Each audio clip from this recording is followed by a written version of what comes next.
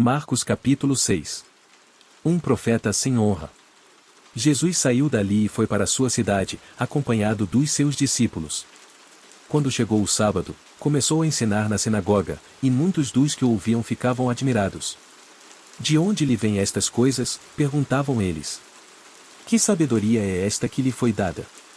E estes milagres que ele faz? Não é este o carpinteiro, filho de Maria e irmão de Tiago, José, Judas e Simão? Não estão aqui conosco as suas irmãs? E ficavam escandalizados por causa dele. Jesus lhes disse: só em sua própria terra, entre seus parentes e em sua própria casa, é que um profeta não tem honra. E não pôde fazer ali nenhum milagre, exceto impor as mãos sobre alguns doentes e curá-los. E ficou admirado com a incredulidade deles. Então Jesus passou a percorrer os povoados, ensinando. Jesus envia os 12 discípulos. Chamando os 12 para junto de si, enviou-os de 2 em 2 e deu-lhes autoridade sobre os espíritos imundos. Estas foram as suas instruções. Não levem nada pelo caminho, a não ser um bordão. Não levem pão, nem saco de viagem, nem dinheiro em seus cintos. Calcem sandálias, mas não levem túnica extra. Sempre que entrarem numa casa, fiquem ali até partirem. E, se algum povoado não os receber nem os ouvir, sacudam a poeira dos seus pés quando saírem de lá, como testemunho contra eles. Eles saíram e pregaram ao povo que se arrependesse. Expulsavam muitos demônios e ungiam muitos doentes com óleo e os curavam. João Batista é degolado. O rei Herodes ouviu falar dessas coisas, pois o nome de Jesus havia se tornado bem conhecido. Algumas pessoas estavam dizendo: João Batista ressuscitou dos mortos. Por isso estão operando nele poderes milagrosos. Outros diziam: ele é Elias. E ainda outros afirmavam: ele é um profeta, como um dos antigos profetas. Mas, quando Herodes ouviu essas coisas, disse: João, o homem a quem decapitei, ressuscitou dos mortos. Pois o próprio Herodes tinha dado ordens para que prendessem João, o amarrassem e o colocassem na prisão, por causa de Herodias, mulher de Filipe, seu irmão, com a qual se casara. Porquanto João dizia a Herodes: não te é permitido viver com a mulher do teu irmão. Assim, Herodias o odiava e queria matá-lo. Mas não podia fazê-lo.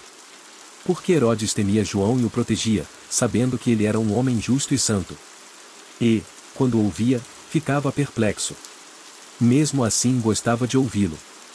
Finalmente Herodias teve uma ocasião oportuna. No seu aniversário, Herodes ofereceu um banquete aos seus líderes mais importantes, aos comandantes militares e às principais personalidades da Galileia. Quando a filha de Herodias entrou e dançou, agradou a Herodes e aos convidados. O rei disse à jovem: peça-me qualquer coisa que você quiser, e eu darei. E prometeu-lhe sob juramento: seja o que for que me pedir, eu darei, até a metade do meu reino.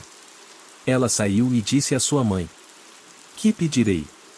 A cabeça de João Batista, respondeu ela. Imediatamente a jovem apressou-se em apresentar-se ao rei com o pedido: desejo que me deis agora mesmo a cabeça de João Batista num prato. O rei ficou aflito, mas, por causa do seu juramento e dos convidados, não quis negar o pedido à jovem. Enviou, pois, imediatamente um carrasco com ordens para trazer a cabeça de João. O homem foi, decapitou João na prisão e trouxe sua cabeça num prato. Ele a entregou à jovem, e esta deu à sua mãe. Tendo ouvido isso, os discípulos de João vieram, levaram o seu corpo e o colocaram num túmulo.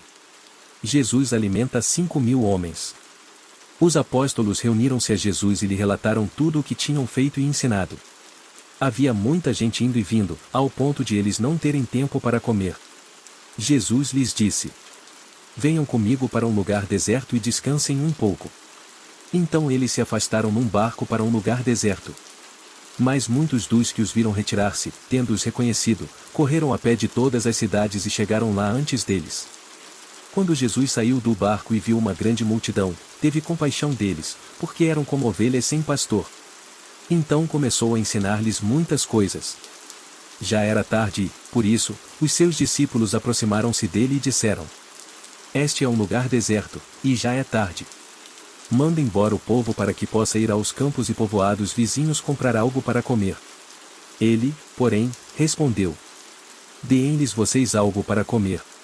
Eles lhe disseram: isto exigiria 200 denários. Devemos gastar tanto dinheiro em pão e dar-lhes de comer? Perguntou ele. Quantos pães vocês têm? Verifiquem. Quando ficaram sabendo, disseram: 5 pães e 2 peixes. Então Jesus ordenou que fizessem todo o povo assentar-se em grupos na grama verde. Assim, eles se assentaram em grupos de 100 e de 50. Tomando os 5 pães e os 2 peixes, olhando para o céu, deu graças e partiu os pães.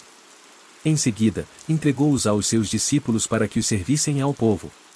E também dividiu os 2 peixes entre todos eles. Todos comeram e ficaram satisfeitos, e os discípulos recolheram 12 cestos cheios de pedaços de pão e de peixe. Os que comeram foram 5.000 homens. Jesus anda sobre as águas. Logo em seguida, Jesus insistiu com os discípulos para que entrassem no barco e fossem adiante dele para Betsaida, enquanto ele despedia a multidão.